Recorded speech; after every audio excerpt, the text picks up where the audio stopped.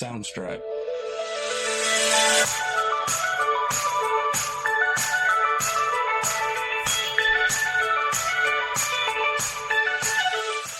Hi, I'm SJ. And I'm Pegsy. Welcome to our Heels in the Hierarchy podcast, where we discuss the experiences and challenges faced by working women today. Join us as we explore a range of topics from navigating career advancement to balancing work and personal life without stepping on toes. Each episode features relevant topics, inspiring stories, and practical advice to empower women on their professional journey. Maybe you're a single parent to teenagers and have a high-maintenance dog. You care for elderly relatives, or you're simply spinning plates outside work too.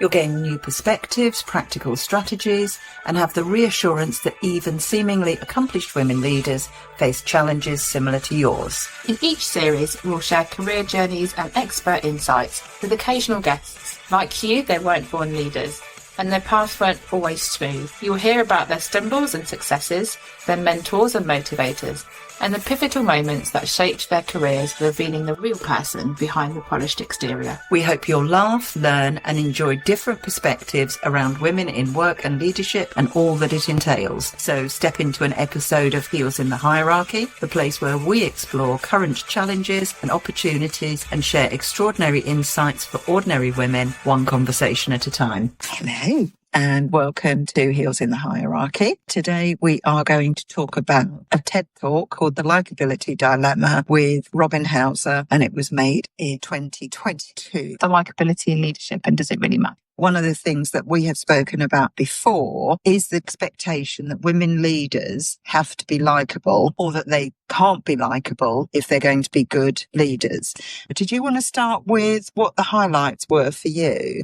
For me, when Robin was speaking, I was also trying to watch her going, do I want to listen to her? I always challenge myself when I'm hearing that, and she was engaging, so I tuned in quite quickly. What was interesting for me is I liked her challenge at the end, but actually the research in which she backed up her thinking was quite fascinating, but actually some of the stories shocked me. So one of the stories that she opens up with, for those who haven't watched it, and I'd really encourage you to rewatch in the comments and have a look in the 10-minute clip, but actually has a lot in it, which is quite difficult to pull out for the interesting element to it. But one of them is about a story that she went skiing on her own, and she got interrupted by a man that actually asked her, excuse me, are you with a husband or fiance? And she responded no, and then carried on. But then actually curiosity got to her and asked her why it even mattered. The response was, I'm selling timeshares. It's a real estate thing. And then she responded with, don't you sell to women? Oh, are you interested? He says, and he says, no, but do you know that women carry textbooks as well? And then he responded, well, lady, you're tough. But actually, why was it that she was tough? She just asked a question, because even in the modern day, that was 2 years ago. And yet it was another sexist remark of he wouldn't be selling to her unless she was just with a man. And actually doesn't know stories and nothing. And that shocked me. Again, it's so easy to forget. So these things still happen. You are gender typed regardless of your role. Or what you do. And that was one thing. I was like, oh, yeah, that. And actually, the way that she said curiosity got back to her, but also how often do we challenge or not challenge things that are gender biased? Because I remember a story when I was running an event, the two beautiful were doing this role. And I went, and I remember being so shocked that I didn't even challenge, the premise that he was completely being sexist on looks alone. And actually then within that, it was a hidden compliment, but it was actually an insult because it's in my role as a leader. That kind of just took me back, same as this one really did. That it was a male counterpart who thought it was okay to compliment, but actually it wasn't a compliment because it was back around what I was doing in my role. So that kind of reminded me of that a little bit of going, it's frustrating that these things still happen. One of the things that I thought was quite interesting was that she talked about modern day sexism. She talked about, has anything changed? And I think that's a valid question. In the modern day, we're still talking about sexism. It was adding modern day to sexism, because we know sexism has gone on since the dawn of time. But the fact that we have to reframe modern day sexism as an evolution from olden day sexism, whereas all sexism is inappropriate, Yeah, and I quite like the fact because she said it was subtle sexism. And the sexism towards you, he hid the sexism in the compliment. It's almost as if modern day sexism has become more sophisticated, perhaps, because we have different expectations in the modern age, and yet it's still there. This was recorded in 2022, and she's still being asked if she's got a husband or a fiance in tow. It's madness, isn't it, that you keep doing that? And it goes back, I suppose, when we're looking at the qualities that we value in leadership, and actually we think that sex has nothing to do with it. It does have everything to do with it still. And I think that's the thing about challenging around what she talks about, is that actually the sad truth is that strong, competent women are hard to like. They don't go together. Strong, competent women can be seen as aggressive or too assertive. If a woman is being firm, she is being a bitch, or she is being aggressive. If a man is being firm, he's being assertive. You know, it's very rare that if a man is being firm, you actually call him a bastard. Whereas I think more often women are called bitches more regularly in leadership positions. Yes, that's so true. What is it that you found quite interesting from it?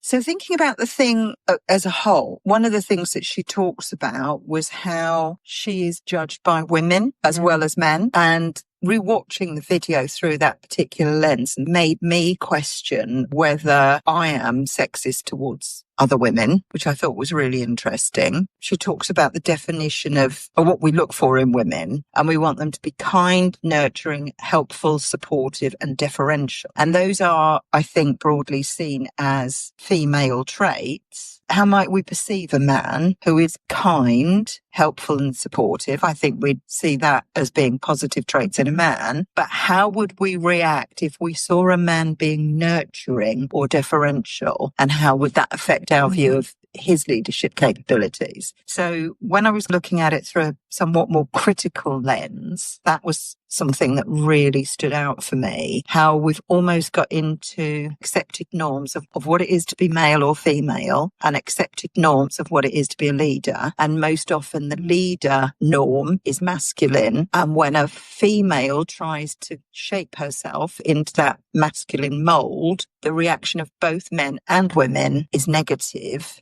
and seeing them as being bitches, unless that woman leader can get the balance between the assertiveness and the nurturing and the deference.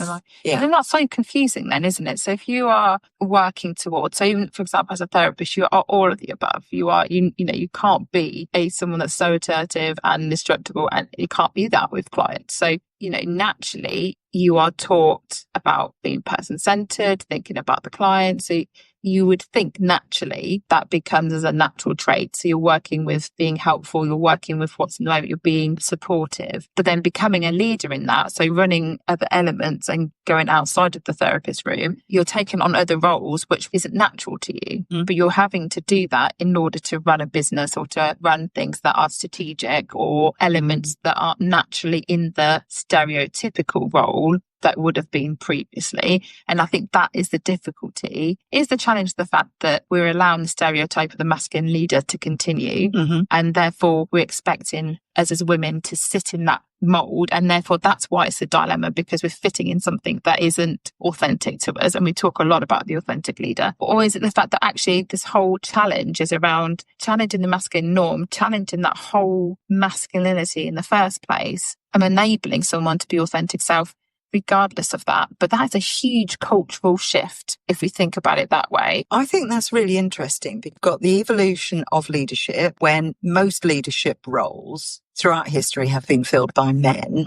But what we're still trying to do as women is to shape ourselves into the male leadership role. Get frustrated when we get seen as not being authentic in that role, rather than reshaping the role in the first place. So what came to mind was almost like a gingerbread man cutter that you would use in cooking. And that's kind of like my vision of male leadership. And we're trying to sort of like shove our gingerbread dough into the same shape. And what we should be doing is going, let's just reshape that. Let's make it a triangle or a circle or something different, because that's perhaps where some of our frustration as women is, because we're trying to be authentic, which is really important to women. We are more than capable of holding our own in a male-dominated environment and being equal to a man in any number of ways. But we're not changing the shape of what leadership should look like. So we're not saying to men, come over to our way of being. We're trying to be ourselves, fitting into that mold.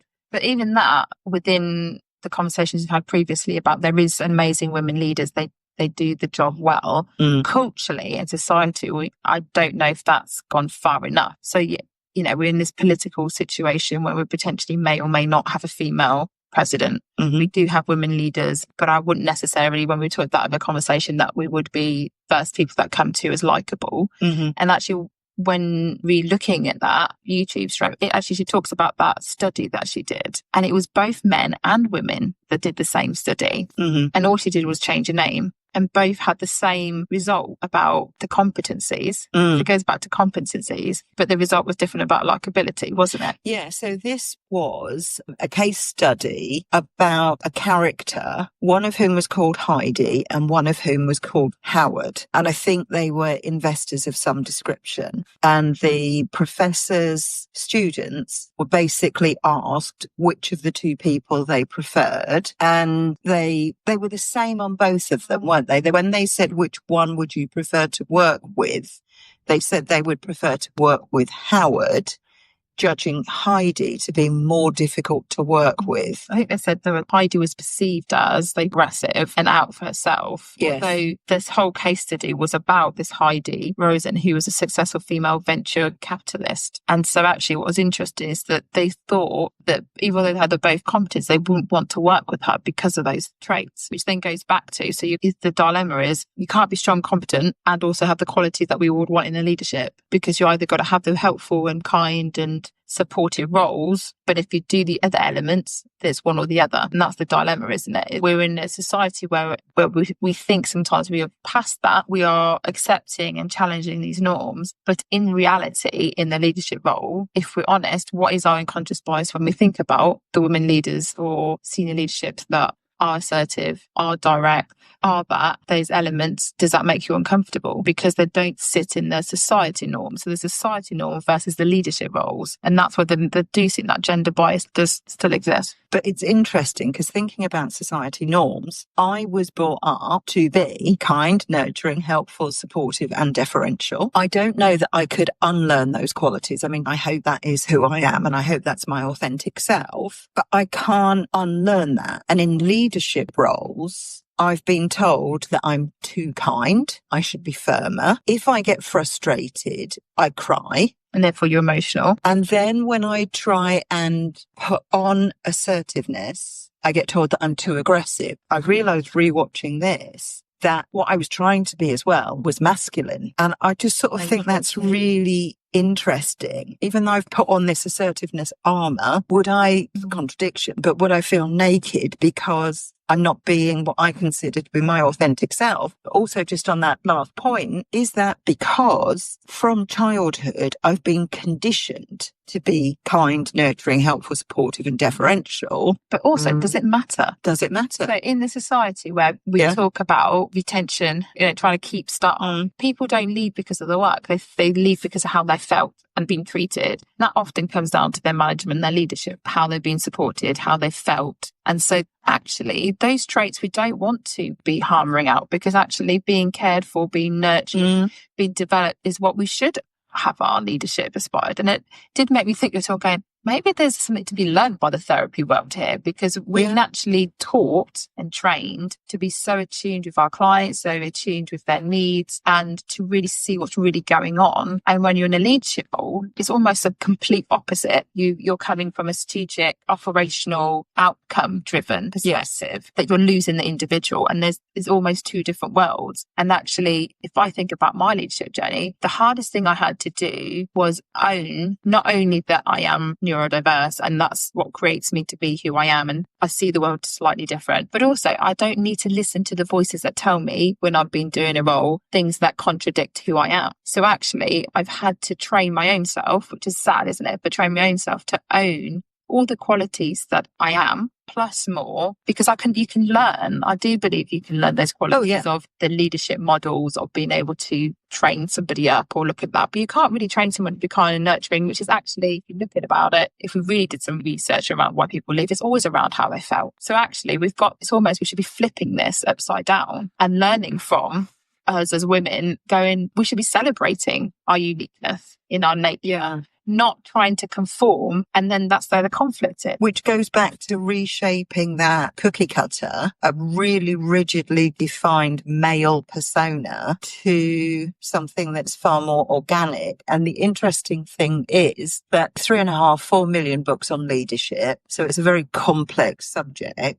There are odd expectations of what leadership is, but it's not person-centric, I don't think. And I think that's where the dilemma comes and why there are so many books on it, because cookie cutter shape is related to process and outcomes, and sales targets and being driven and getting results.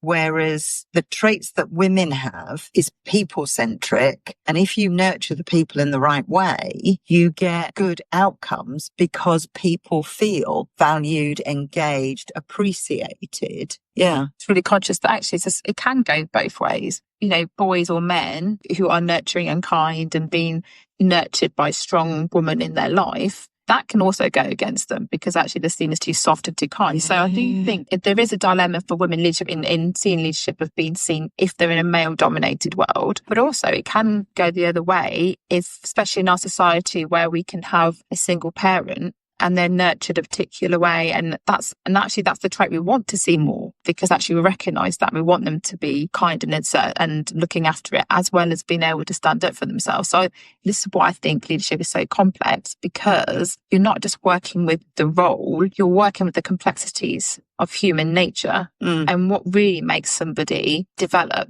and work well for you. And there isn't anything around the leadership, around the self-awareness, the psychology of a human person, because every individual is created and uniquely see the world differently because of what their upbringing has been and been taught and perceived. So when we're thinking about it, it is about challenging our own complexities when we come to the table. What is bugging me about this particular person? Is it the tone? Is it the language? Am I unconscious because of all the things that I'm being brought up and what I think a perfect leader is, which there isn't?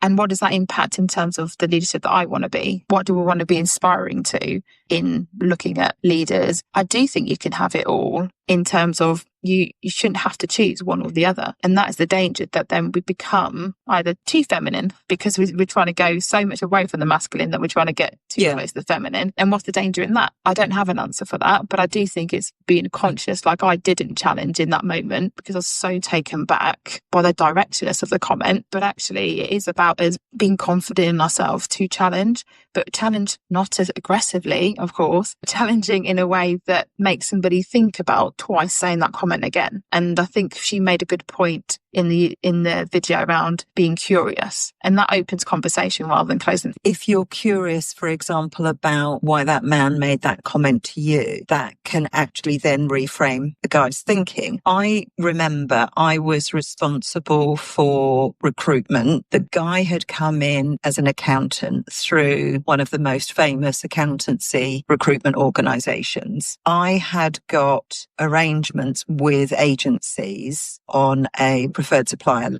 list, a PSL, and the new finance manager needed staff, went to the company that he came through, undermining my PSL. And although he was more senior to me, I gave him feedback about how that made me feel. Long story short, it did not end well.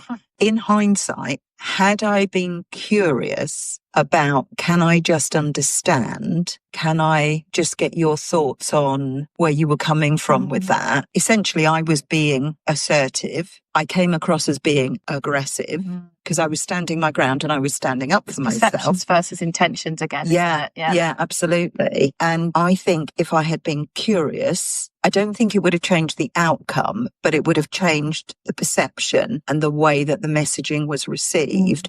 And I think I would then have had a good relationship with that manager because I had stood up for myself and challenged a man, and that was where the resentment was. From your thinking and from taking that, because I think she made some really good points and brought a lot of her stories in there, and I'd absolutely encourage everyone to watch this. It's a very interesting one. I think for me it's around the language again. Being curious, I think, is really important because that's easier than the word challenge.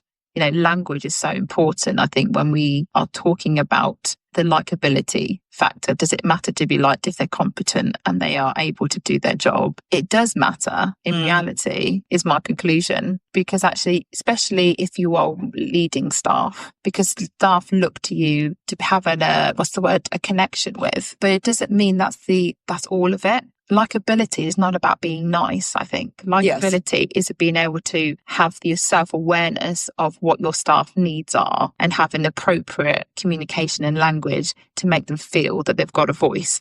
That does not mean likable. I want to give you everything you need. I'm going to be really nicey nice, because that isn't authentic. Because in reality, that's the job of a leader is bloody hard. My takeaway from this would be, don't go looking for a leadership style. Don't compare yourself with other people, and particularly with men or with strong women. Be authentic to who you are as a person, and then find ways to navigate or reframe the situation. And I think the point that you make about reframing, instead of taking on that assertiveness and standing my ground, to more consciously think, I will get what I need to get by being curious. So it's about me adapting who I am to the situation rather than trying to be somebody who I'm not, because that's what the sort of society demands. What do you think?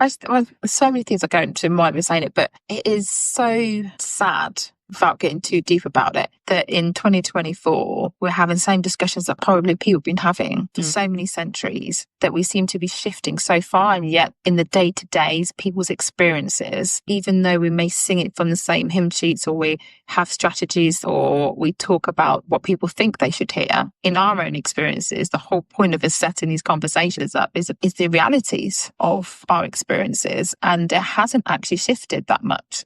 I think it's also sharing with women these experiences so that they don't go through the same anxiety, almost that they can jumpstart to where we are now. But it's important, I think, for people to realise, even though we're just talking about it, the reason why I find it interesting is, although we don't talk about our age on podcasts, we do come from different generations, and yet we still have the same experience. 100%. Slightly more different, but we still are having these experiences. And I do think one of the points when we kind of think about what's the next steps, what should we do?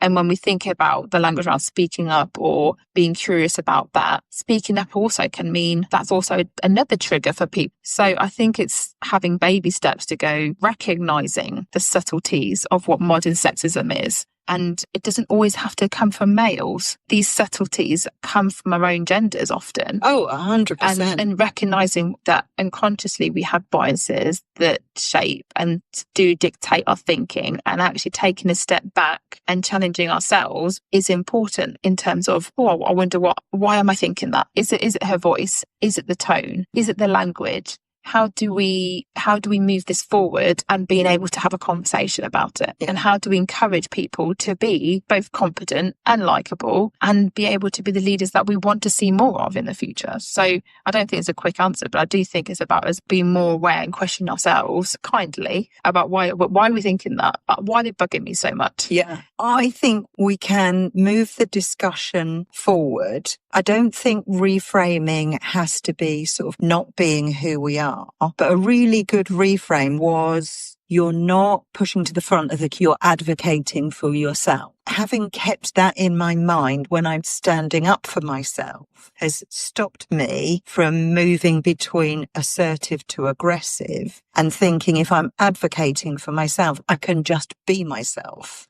When I was standing up for myself, I didn't become myself, I became somebody else. Yeah. You made the point that we're still having the same sexism that we had for generations. So we're not going to change that sexism overnight, whether that's male on female sexism or female on female sexism. But I think we can move the needle and certainly have less stress, less imposter syndrome, less self-doubt if we allow ourselves to be our authentic selves. And if we reframe things in a way that works for me. My reframing is definitely advocating for myself. I don't need to be assertive, because I'm already that. And my sort of third takeaway, I think, would be to question myself as to whether or not I am being sexist towards other women, because I think I have been. But I think that's the thing is we're not trying to berate ourselves because so many of these things are so subtle, even with ourselves who don't recognise it. We can't be biased against ourselves by saying we've never done this before. Do you know what I mean? Like, there's always something behind a behaviour or a thought. We just don't knowingly know it. So I think the unconscious bias is absolutely for another conversation, I think, because that just is massive.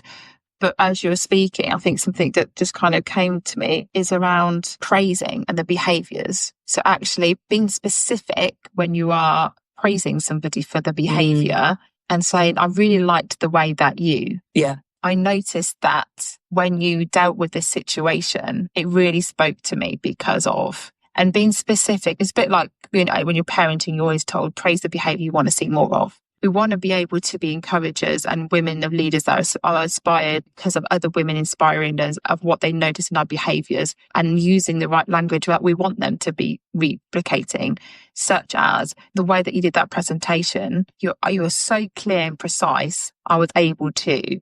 You really demonstrate so many amazing, and then you kind of follow up in such a way of. Because I think when we're thinking about leaders and shaping into another mould, I think we do need to be more deliberate in being able to praise, encourage, and enable people to feel like they can be both likeable in their approach, but also very competent and assertive and direct in what they're thinking. So that was kind of my thinking. My conclusion from the likability dilemma is actually it doesn't necessarily need to be a dilemma because we don't have to worry about being likable if that's who we are. What we have to... But society wants us to be competent and likable has an issue, is something that does impact. But if we start to educate society that we can be both competent and likable, and instead of trying to form into that mould, that leadership mould, by being authentic to ourselves, we actually reshape the mould.